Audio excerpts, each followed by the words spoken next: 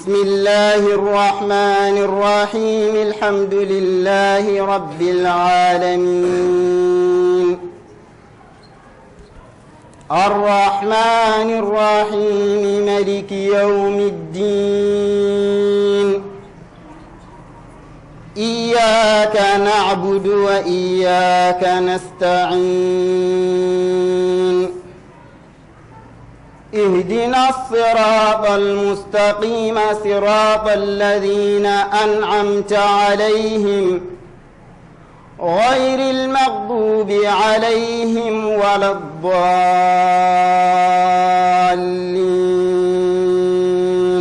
أعوذ بالله من الشيطان الرجيم. بسم الله الرحمن الرحيم. الحمد لله رب العالمين والصلاة والسلام على رسول الله صلى الله عليه وسلم.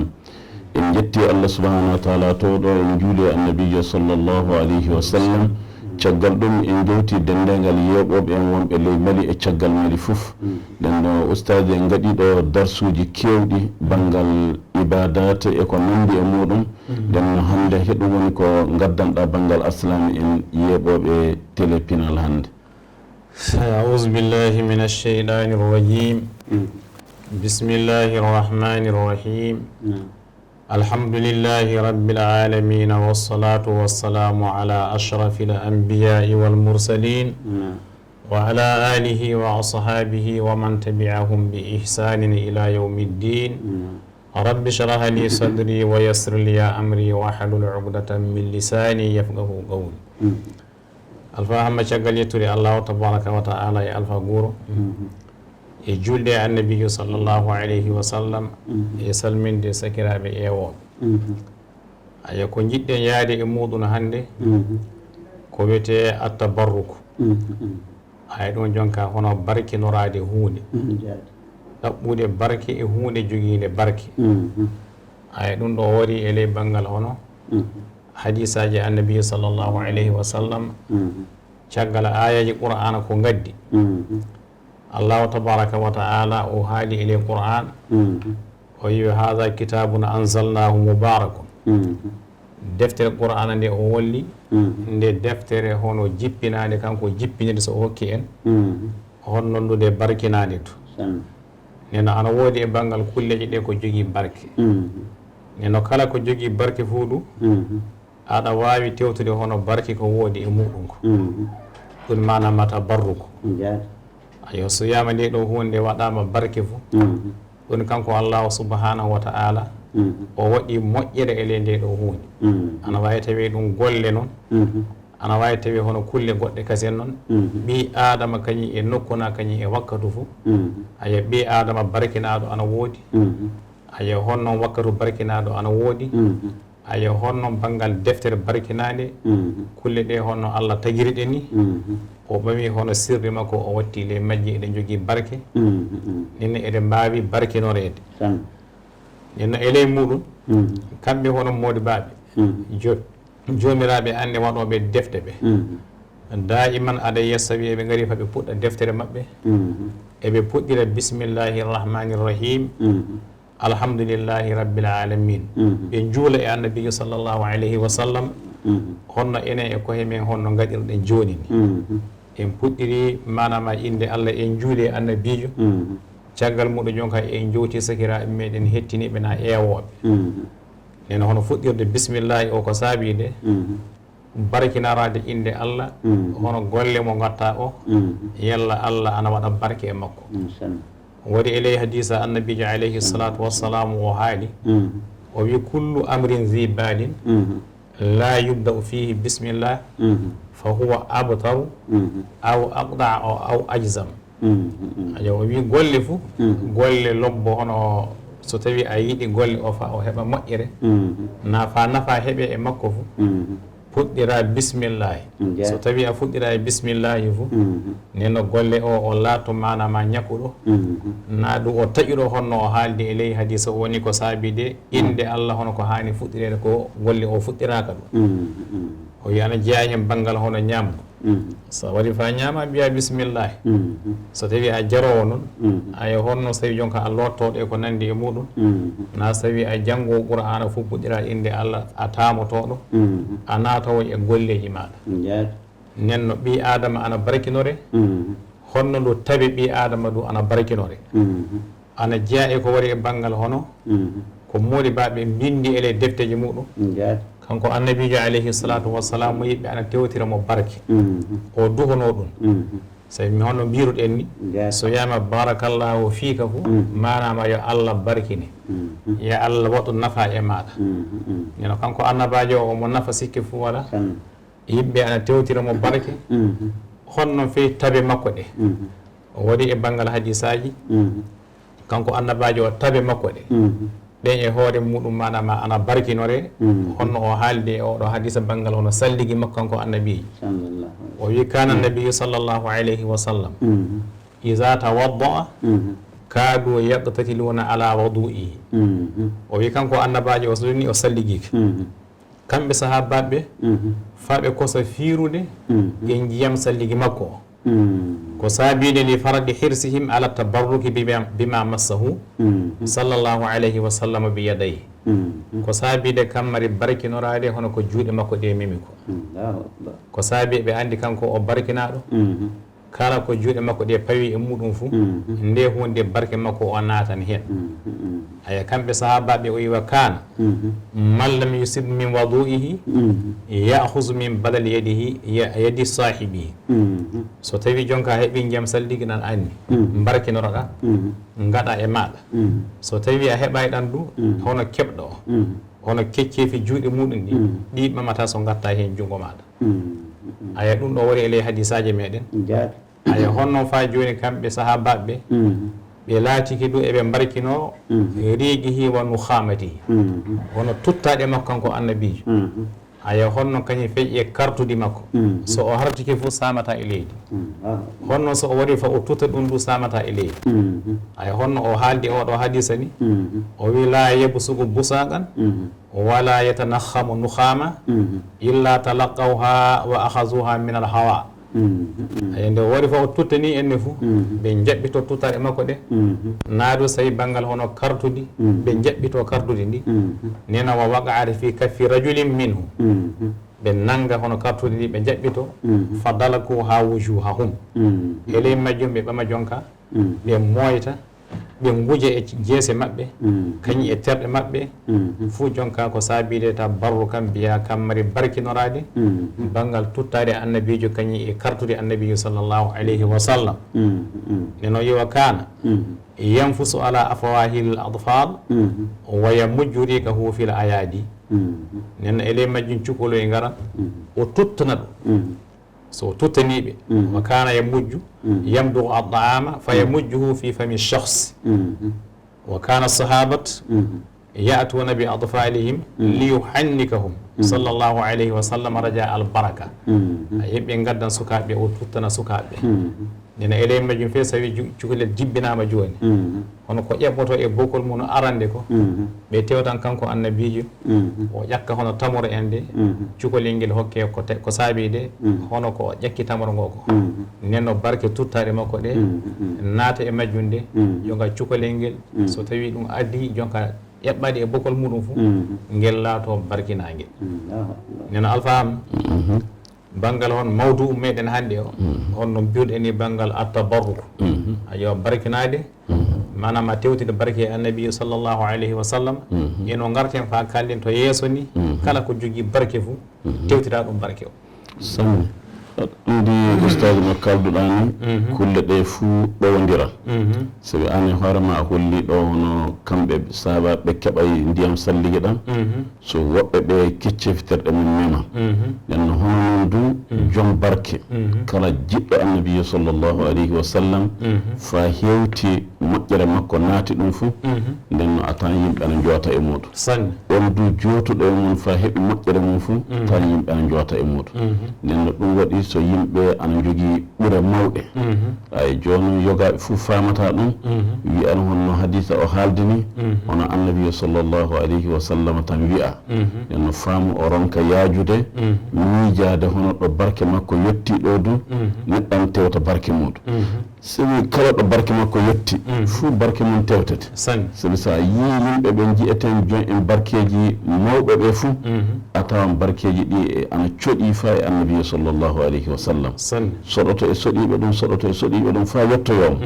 nden so a wii jooni an ka a jaɓata hono tewtirde ɓeeɗo barke an ka sona annabi sallah sallam tan tewtirta barke nden no an darii darnde hono a heɓata so ɓii adama hono fey saɗa ɓattoo ɗum giɗo mum ni woni ko ɓattotoɗa arande faa keɓano ɓattoroɗa ɗo sono ɗum yaade e mum directeur mum yaafa so a heeɓi giɗo mum a takkike e giɗo mum o ay ɓamni faa giɗo mum o yettine ɗum nden no keɓa sababu lobbo nden no hono ɗum ɗo tabarruko ana haani haaleede sanne sanne yalla arsalama en ɓe ana paama ɗum sabi wakkati fof yimɓe ana tampi e dow majjum sanne ana ciina sona poonda banngal ɓiɓɓe adama en ɓe fuu sona poonda kulle ɗe fuu mais tawani fotay eyi qur'ana e hoore mum fonday alhaali yimɓe du fonday eyi yimɓe fuu ana jokka woɓɓe ana tewta e mum barke ana tewta e mum kulle ɗe fuu eɗum woodi eyi jooni so a wala ɗum bon aɗa waawi bekkisade huunde nde ka kala joom barke annduɗo ko barke nafata fuu bekkisata ko barke sabi de hunde nafoore aduna ko foti barke wala sabi sembe fuu wala ɓurɗo sembe barke o jogaade sembe eyi so ɓi adama no o foti loore fuu so barke won e makko a tawan a wawa liɓodemo ay o liɓatako nden no wakkati fuu de en jiya ɗati mum ko hollata hono jen en barke ɓe barke o ko watta ko sabi a yiya en yim koyyogo way tan a jataki ɗum taññare mum e cewndam mum e kulle mum fuu mais ngam barke jilli annabi sallllahu alayhi wa sallam ko a tawan jomum latto honno kañƴene tawi hono mum taññare wala tawi hono muɗum sewde wala hunde fuu wawa nafude miilata mais ngam jilli hono barke ɗiwɗo to annabi sallah sallam a tawan yimɓe tawan hunde fuu wawata ɗum a tawan yimɓe du fof ana kasingine e muɗum nden no barke ana haani famminede yimɓe sanne sanne yalla yimɓe ana paama ɗum foti lo'ira ɗin tatteji sabi so on tatte lo'i fuu hoye ɓiɓɓe adama en ɓe kooti hono sifa dabaji en sabi hannde ko ɓuri ñakkude jama o fuu yo barke woni ko ɓuri ñakkude jama o woni woyde tewtude barke o sabi ɓi adama ana haani tewtira sarama barke nandore sarama na baaro e sarama do futa tewtira ɗum barke e mobbo ma kañƴe en nando mobbo ma fuu fey so jomum jangganayma so tawi ana waara e mobbo ma alhaali on tawi aɗa teddin ɗum aɗa tewtira ɗum barke salli ay honno mbiruɗa joni banggal hono barke o ko tewtete ana tewtide e annabijo sallllahu alayhi wa sallam ni o wurnode caggal ko iwi aduna ko barke o ana heddi nden no iwde jonka zamanu sahabaɓe fa warde ɗo gonɗen hannde ɗo onno warde e hadisa al ulama o warasatul anbiya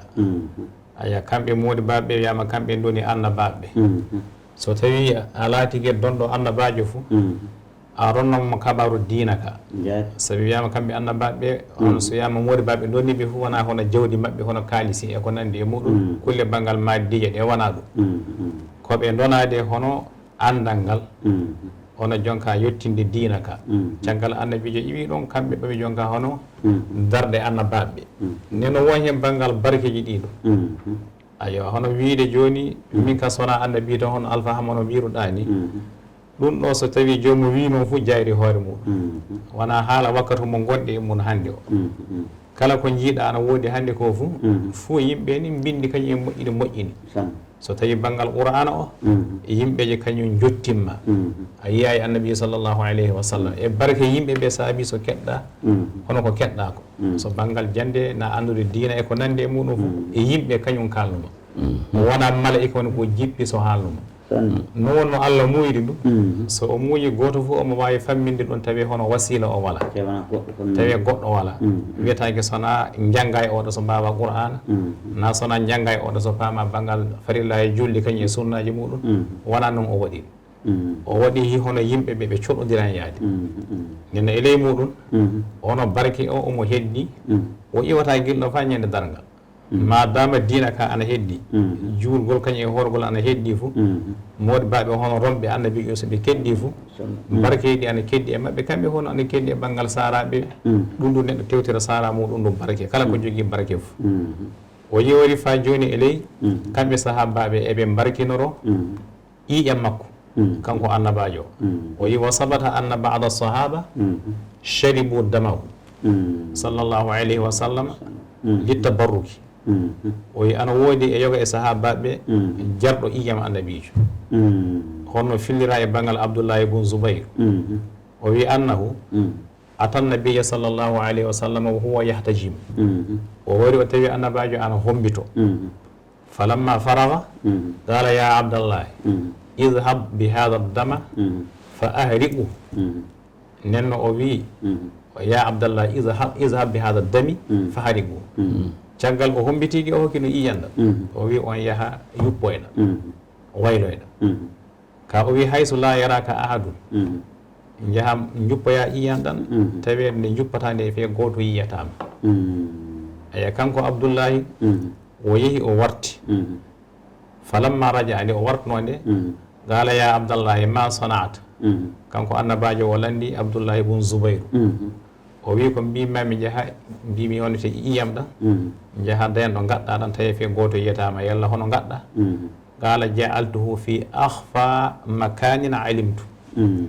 o wi mi watti ɗan ɗo ɓuuri fuu suuɗade hoto min ka min jaati e hooram ka nokku ɗo andumi ana suuɗi ko ɓuuri ɗum fu nokku fuu suuɗade toon gattumi ɗam qala la allaka sharibtahu annabi wiyama tawi a jarroɗam noon qultu naam o wi wallahi noon jaati noon mi yarɗam jaati donc annabajo o wi o waylun linnasi minka o wi bone wodani jama o e maɗa an wa waylun laka min annasi hono an ɗum bone wodani mama e jama o nena fa kanu yarawna anna al quwwata allati bihi min zalika dami kanko abdoullahi ibn zoubayr o ɓe mbi o jogui sembe sanne sanne yimɓe fo tawli ɓe mbi hono sembe ma o jogui o wala ko saabi sona kammede o yari iyam annabijo aya hon noon o wari e riwaya goɗɗo annabijo wimo man haalaɗa damahu dami lam tamussahu nar o wi kala mo iyam am jilodiri iyam muɗum fo jomum o natta yiide nenno oɗo wala ko saabi so o yari iyam ɗan sona horsinde annabiji e ko iwi e muɗum fo e andude hono ko woodi ko fe so tawi enen ga meega eɗen jaato iyam ana sooɓi ay ɗum wari ele banggal defte meɗen figi de ana wiya hono ko banggal soɓeji meɗen enen ɗi to annabaɓe to ɗum wona soɓe hono fadalatul ambiya yo ɗum ɗo jettatake soɓe kamɓe ko mabɓe ko so iwi e mabɓe fo eɓe jaaha ɓe loota manama ɓe ɓamto ko saabide kammede hollude tommontare nde no kulle ɗe jarata aya naam ele majjum fa joni ele barkinonade ko iwi makko ko annabajo nenno eɓe barkinoro hono leeɓi makko ayo sukuru makko ndu nduɗu yama eɓe barkinoro ɗum o wi kana nabiyu sallllahu alayhi wa sallam yuwazzi'u sha'rahu bayna sahaba indama yahliqu ra'sahu alsharif wiyama so o laɓiki fo sukuru makko ndu o feccan hakkude sahabaɓe wa kana sahaba radiallahu anhu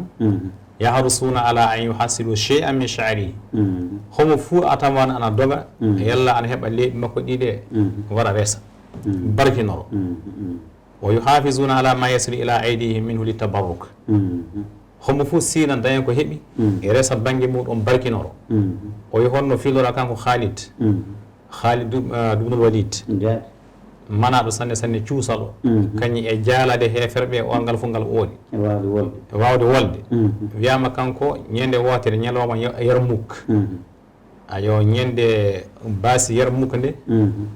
hono omo joguino kufina makko kufina ka saami o hattika fa talabaha ta wajaɗa e ley majjum o siini sona o yiita kufina ka nokkuye ɗe fof omo tewta kamo ya omo warta fa yimɓe mbi yalla ko ɗum ko ka kufina woni caggal o yiitika o wi itamara rasulullahi sallllahu alayhi wa sallam o wi annabi sallllahu alih wa sallam ñande wotere o waɗi umra fa halaqa ra'sahu hon noon du o laɓi hoore makko ni fabtara nas yimɓe homo fof jonka heñi yalla ana heɓa yoga e sukunu makko ndu o yi fa sabaqtuhum ila nasiyatihi o wi kanko o daɗi yimɓe ɓe o heñini hono timtimiɗi ɗi woni ɗo ɗi o heɓi tinɗo o yi fa jaaltuha fi hasihi l galansuwa o yi kufina makko ka o ɓami leyɓe ɗi o sorni toon e ley mum o e falam ashhad qitalan wa hiya ma'i illa ruziqtu nasar o wi gila o ɓami ɗiɗo leyɓe so o watti ɗe ley kufina makko ka baasi fuu mo onati munu fuu manama kanko heɓata jalgo manama barkinorade leeɓi annabi sallllahu alayhi wa sallam nen ɗum ɗo foof sa yeehi jama ana waɗa fuu fo ne jogui aslu a moƴƴo Allah noon no yimɓe jiiya banggal ko jarɗa e ko nandi e muɗum keño hono kedde maɗa ɗe ɗum ɗo fof honno kalten joni fo o waddi hen honno o wi kanko Anas bun Malik o wi laqad ra'aytu rasulallahi sallllahu alayhi wa sallam wal hallaqa yahlikuhu wa adafa bihi ashabahu fama yuriduna an taqa sha'ratan illa fi yadi rajuli o yi annabi sallallah alih sallam laɓowo ana laɓa ɗo sahabaɓe ana pilto ana jaaha ana garta wala ko ɓe tewtata sona sukunu makko ndu yalla ɓe keɓa sukunu mi o hoora won ko jiimi e ley hon ɗum ko nantitta e muɗum leydi toon mbite sisanto mi yiide ñande wotere mbiɗa ƴeewa télé eɓe gondi e banggal hono kurtugu ɓe gondi fani e ley télé o jiimi gorko mawɗo goto ana wara yimɓe ana jokki e makko yaade yimɓe ana giƴƴa yaade omo jogui batawal ni en aya ɓe landi ɓe yalla hoɗum woni ko gorko mawɗo yalla hoɗum o wondi yalla hoɗum o jogui o wi batawal ngal o jogui ngal sukunu annabi sallam lembol mum wonta jama o fof jonka ana haa ko yalla ana heeɓa yiide lembol yimɓe jama hewɓe noon nden e ley majjum o wi fa joni tabiti e banggal sahabaɓe kanu yatanafasuna fi su'rihi sallllahu alayhi wa sallam so tawi o ñaami o heddi naadu o yeri kosam na jeeɓe ko nandi e muɗum so o heddi fo nenno ɓe pooɗodiran komo fo yalla aɗa heeɓa hono ko heddi ko barke gonɗo hen o nenno ɗum ɗo honno wadde boyi banggal hono kanko Sa'lu bun Sa'ad o wi anna rasulallahi sallllahu alih wa sallam utiya bi sharabin fa shariba minhu wa an yaminihi gulamun wa an yasarihi al ashyakh oyi kanko annabaji ñande wotere o waɗana jaram o yeri ko o yeri so o tili ko kedde ɗe ana ngoodi banggue makko ñaamo o suuka goto anɗo banggue makko nanoto worɓe mabɓe ko goddo aya nenno suka o wi ɗum yalla aɗa jaɓa miɗa tewtire duŋe a suka noon mi adoro hono mawɓe tafo mi hokka ɗum e so jeri fof andu a jara wiyama suka o Ibnu Abbas noon o wi wallahi ya rasulallahi la usiru bi nasibi minka ahadan o wi wallahi woni Allah hono kedde maɗe a baɗa fe goto mi hokkata kedde maɗe mi ardina ɗum a baɗa mi ardinta ɗum min atto yarata fo e ley majjum kanko annabajo o sallallah alih w sallam o hokki kanko Ibnu Abbas Ibnu Abbas e ley majjum heeɓi barke fa so wiyama hibrul umma fo manama mobbo tomantare nde fo ana wiya ɗum woni Ibnu Abbas kammari barke mo heeɓi annabijo alayhi salatu wassalam honno banggal ɓornule makko kadri ko ɓornoto ko ɗum ɗo du kamɓe sahabaɓe ɓe laatiki eɓe barkinoro ɗum kanu yahdisuna ala iqtina'i malabisihi wa awanihi litabarruki biha wal istishfa'i ayo hono kaaki makko hono ko acci ko na ko wonno e juuɗe makko ko eɓe kakodir e majji kañum e kadiri hono ko ɓorno ko o wi Asma'u binta Abi Bakary kanko o haali ɗo o wi annaha akhrajat jubbatan ɗaya sila ñande wotere o yaltin toon hono banggal jumba ɗum woni hono saya ni en ni saya annabijo wa qalat inna rasulallahi sallllahu alih wa sallam kana yalbasuha fa nahnu nawsiluha lil marda yustashfa biha aya o wi annabijo kañum ka ana ɓornono kaɗo saya ka kamɓe no makka to fof ɓe jaldinan kadi ɓe lootaka ɓe lonnaka so ɓe lonni fo jonka hono ko yaltata e makko ko ɗum ɓe dokkata ñaw ɓe cewre ɗo ñawɓe maɓɓe ayo neno wi fa nahnu nagsiluha nastashfi biha o wi minen miɗen lonna saya ka so min lonni ka fo e ley majju jon ka min cewroro hono ko yaltata e makko ko so ɓe gaɗi ka e jiyan joni ka wona ɓe lonnaka ni enne ɓe guppaka hono jaltojan ɗan ɗan ɓe ɓamata soɓe jara hono ana abi mouhammad albaji ngal kanate indana qasa kanko oɗo mobbo o wi ɓe jogino honete lahal min qisai nabi sallallah alih w sallam ko jeeya e laahe annabijo o wi fa kunna najalu fiha al maa lil marda o wi kamɓe so tawi neɗɗo ñayi ɓama jiyam ɓe gatta e ley hono lahal annabijo so ɓe gatti hen fo yeyi e majji jonka ɓe junkirangal ni caggal mo ɓama hono ko woni hen ko jiyam ɗan ɓe dokka ñawɓe ɓe so jomum o yeri fo laato safare mum ono kalɗani oustage hunde fuu sona gikku lobba tawe ɓi adama so gikku lobba tawama e ma fuu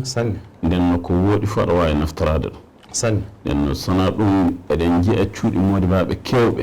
ko wiyete modibaɓe mawɓe golloɓe na du'otoɓe so jaabo ko heewi hen fuu sukulo annabi sallah sallam jogui ɗum woni ko ndesi ɗum woni ko donodirta e muɗum nden no wakkati fuu de ɗen jiiya nokkuje yogaɗe ɗe hitande fuu ɓe gaɗan yitumo wuuri sukunu ndu ɓe guja ɗum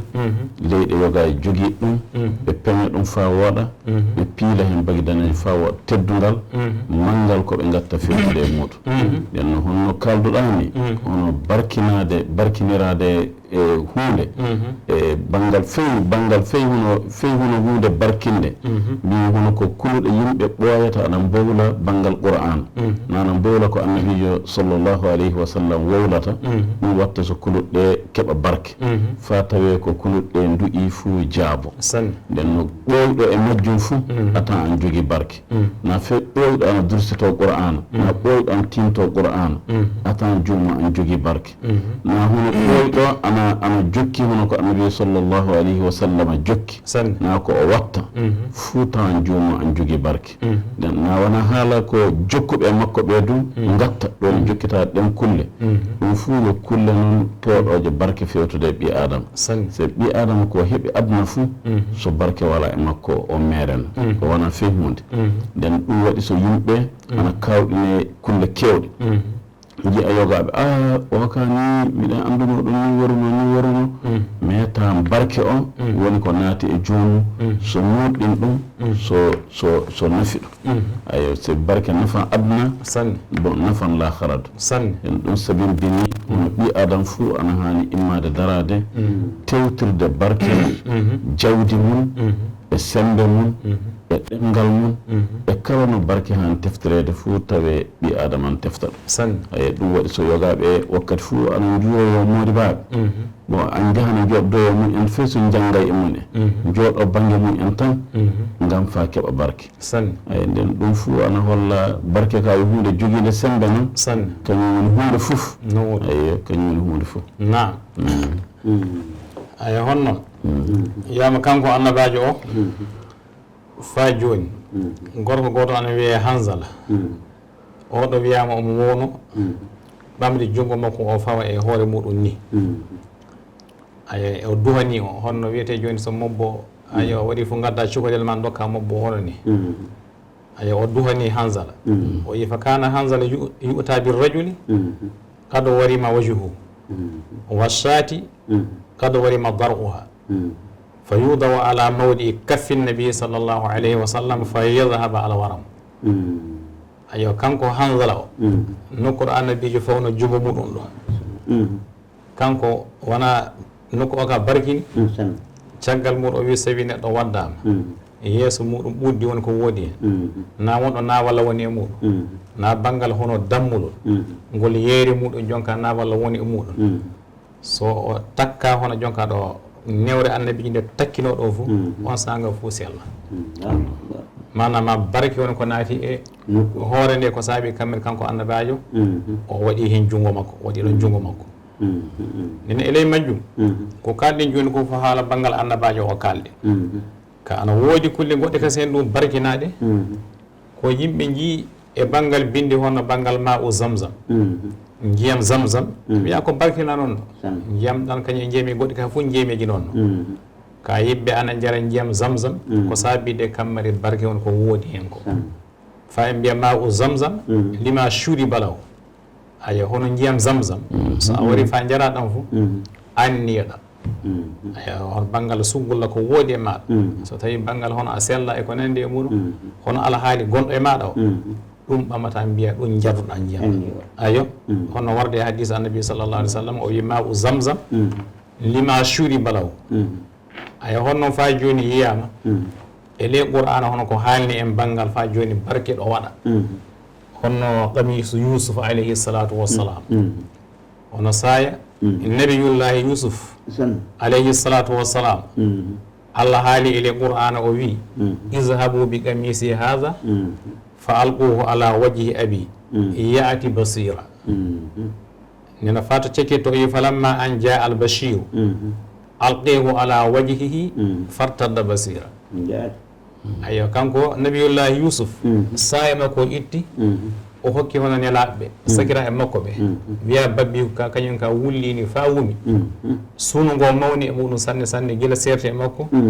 bami fa hande ka wala ko yiyata nenno o hokki ɓe saya makko barke woni e saya ka o yi ɓe naɓa saya ka ayo so ɓe naɓi ka ko ɓe paɗɗaka e dow abbiraɗo ɓe mbiɗo ko dow abbiraɗo honno ɗum yo qur'an haali Allah jaati haali o wi izhabu bi qamisi hadha fa alquhu ala wajhi abi yaati basira naɓe saya an kaɗo so on jottiki fof ɓamako on ka paɗɗon ka e dow abba gatton ka e dow maka cuddonmo ka nena so on gaɗino fof yaati basiran ayo o wartan o jiyowo o yi falamma an jaa al bashiru alqihu ala wajhihi fartadda basira ayi hande kanko hono jonka bashiru mawni yusuf o ceynowo sabi kanko hono cunnoɗo o wi o wajibi kanko naɓata seyo goto ndeno nde o warno so o waɗino hono nabiyullahi yusuf wini on sanga fo abbiraɗo futtini guite mum ana yiya mila honno ayo mo torso muɗum jonka hono pilŋaji ɗi mbati ɗi so heeɓi jonka pilŋaji kesi so watti o warti o jiyowo e ley ulama on ɓe mbi fa ida kanat hadihi l baraka al azima wa shifau l kabiru li yaquba alayhi salam hasala bi ilqa'i qamisi sayidina yusufa alayhi ala wajhi li anna hada l qamisa massa jasada yusufa alayhi salatu wassalam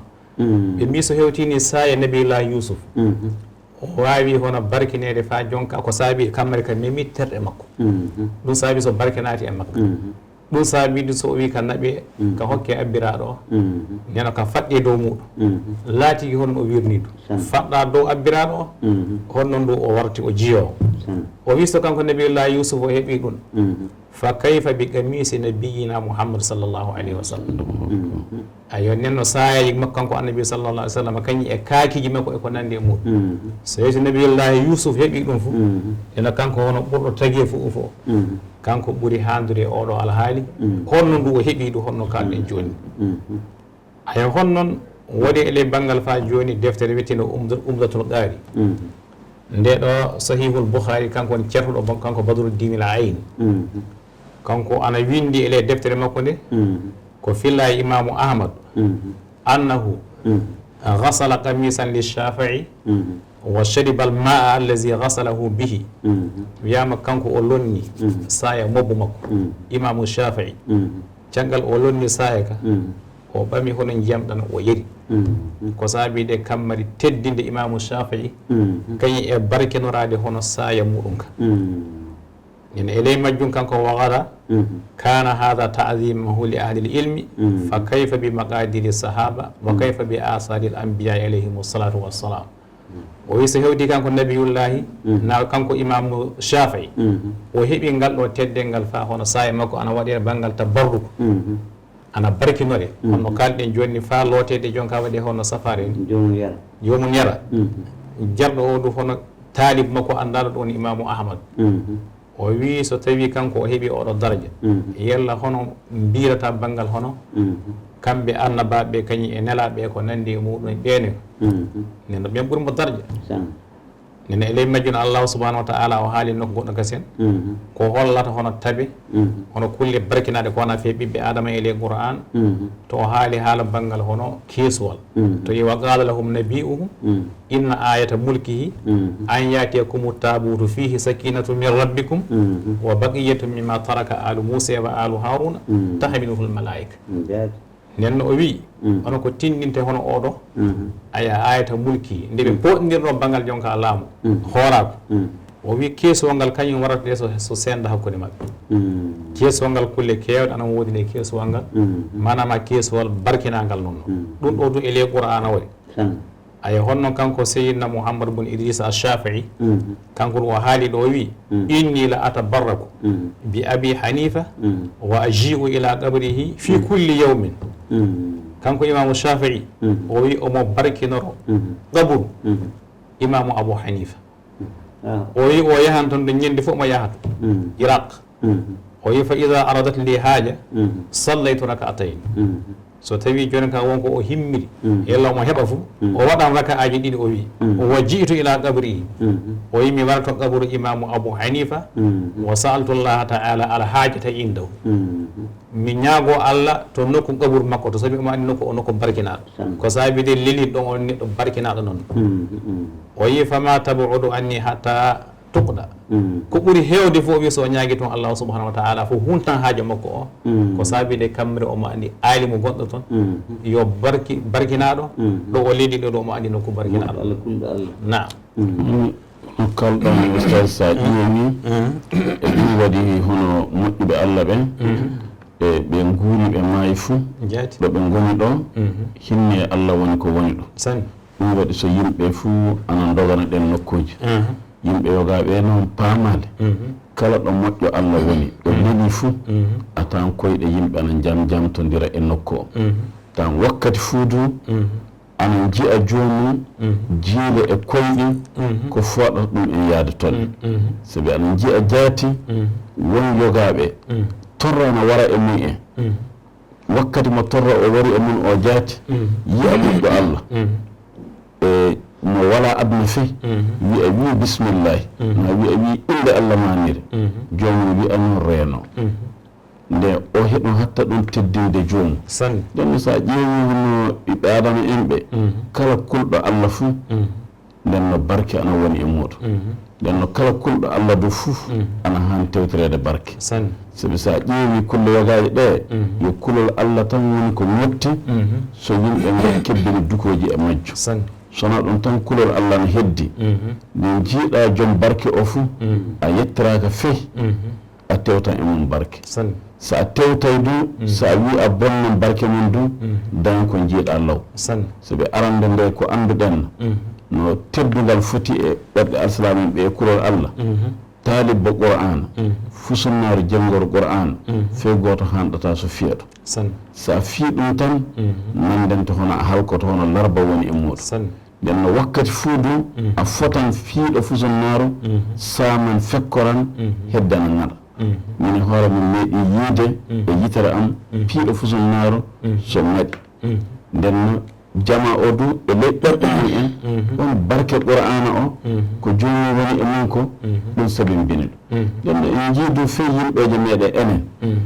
nde wonno barke qur'ana o yogaɓe battodiran e garibaɓe coore mum en ko garbini ata ñiiri oro e ñiiri maaro e kulle ɗe fo ana renti fa ana newno ñamde mais gam barke qur'ana o sono ɗon ga suka jarowo ni en aɗa jogui suka e fan yosa mi a wiyata suka ma ya garbini o yaddan mais barke qur'ana o jomum tan rotti laal mum lobbal comal ngal fa gasi wiya ana yiiɗi wattodirde e garibu o laal ngal e coore ɗe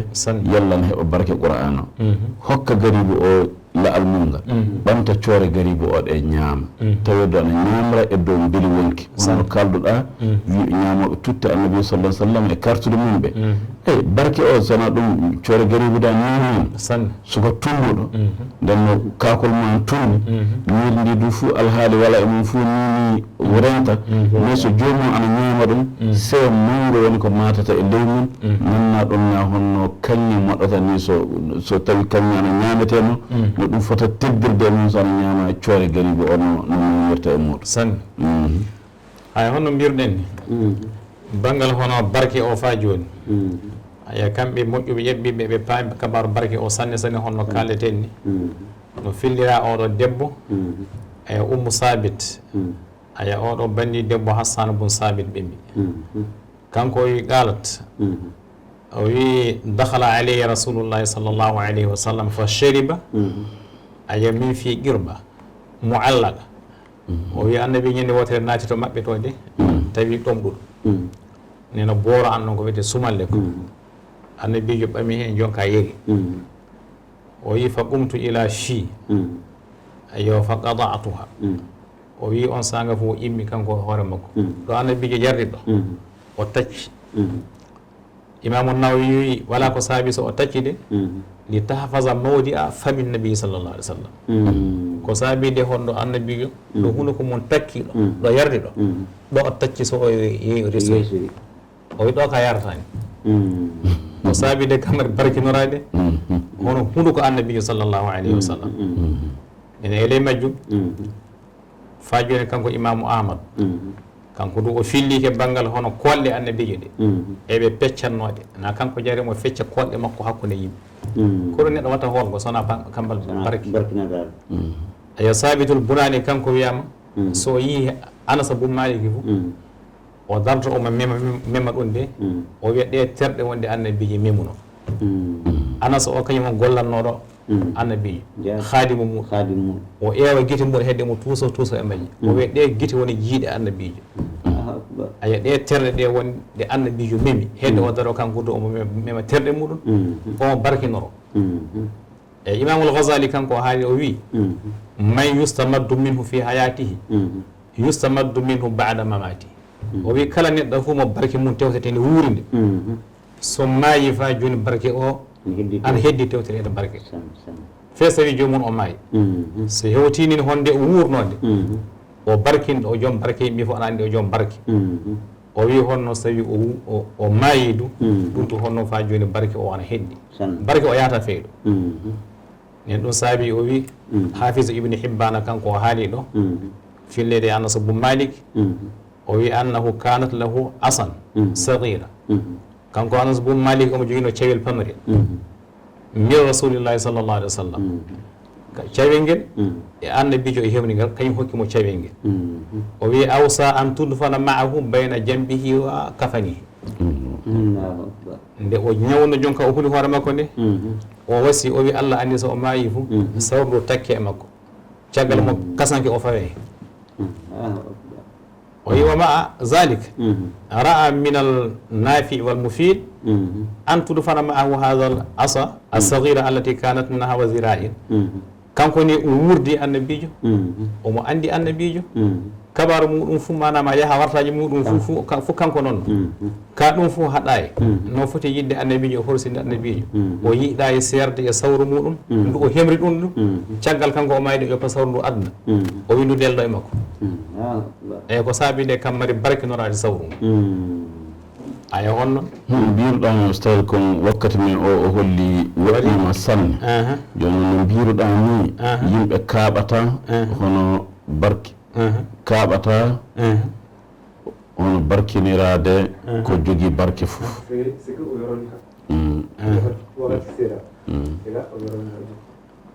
bisimilla wakkati min ɗo woɗɗiki eyi joni o holli wakkati men o woɗɗiki nde en garan ƴewde no kiɓɓintinirten wakkati o nden no garen doɗen ka yimɓe kaaɓata hono kabaru barke so barke hunde mawde noon sanne nden no tiiɗude heɓude du eyyi sona jomiraɗo subahanahu wa taala to ɗo yayna hakkille ɓi adama so laato ɗaɓɓowo barke sabi enen ka e hoore men ka en jii hono ɓe tawɗen ɓe no tawtirta barke e hunde fuu nden hunde fuu du kon jogui ko barke wala e muɗum fuu wala dalil sa ƴeewi du yimɓe hono joni en barkeji ɓe kulle mabɓe fuu ana jogui barke so daaba ɓe jogui tan daaba e mabɓe ana jogui barke fa jama wiya kosam nayyi mani e kosam nayyi mani walda kammari jomum o joom barke at kammari neɗɗo mo wala barke o tan kosam nayyi makko fey so jarɗa a matta hen dakam nden no na du fey so ɗi ɓira ɗi keɓata ko nafata nden no jogui ɗi barke ɗi a tawan wakkati fuu ko nafata woni ko yaltata hen nden do an nafa ɓiɓɓe adama joom barke o ɗo yeehi fuu yo nafa on ayo wakkati fuu ɗo woni fuu tan ana wonde e nafa nden ɗum sabimbini ɓi adama fuu ana yiiɗi laatade joom barke tawi yo nafa o yo naftorteɗo ayi nden honno mbiruɗa ni yo guuri ɓe maayi fuu joom en barkeji ɓe ka ana gondi e banggal barkeji mumen ɗi wakkati fuu ana gondi e barkeji mumen gurdam e maayde fuu ayi nden ɗum waɗi feyto janale e on ɗum wiyete janale baqiya to a yiyan hono yimɓe jana daari e nokkuje ɗe bon gaburuji ɗiɗi kewfaɗ ɗala mais hono ɗo barke o woni ɗo oustage ɗon tan yimɓe pewtata toon tan jama o yahata ammin jama o yaha e gaburuji goɗɗi ɗi gaburuji anni heewi mais jon en barke ɓe ɗon tan jama o yahata kamɓe ɗum ɓe daroɓe en dibba jama o ɓe mbiya nafata fe hunde mais jama o wiya ana wiya ɗo nafata ɗo ka sabi gaburuji ɗi en caaki kokoyal monnalngal Allah fey goto tewtoye e gaburu goɗɗo barke ɗo tewte barke ɗo ɗo ɓiɓɓe annabi sallallahu sallam goni e wappiniraɓe mum e goggiraɓe mum ɓe modibaɓe mawɓe ɗoftiɓe annabi sallllahu alayhi wa sallam sono ɗum yimɓe heewɓe gon toon afan fotuɓe zamanuji kewɗi gon toon mais ɗo barke woni ɗo tan yimɓe paata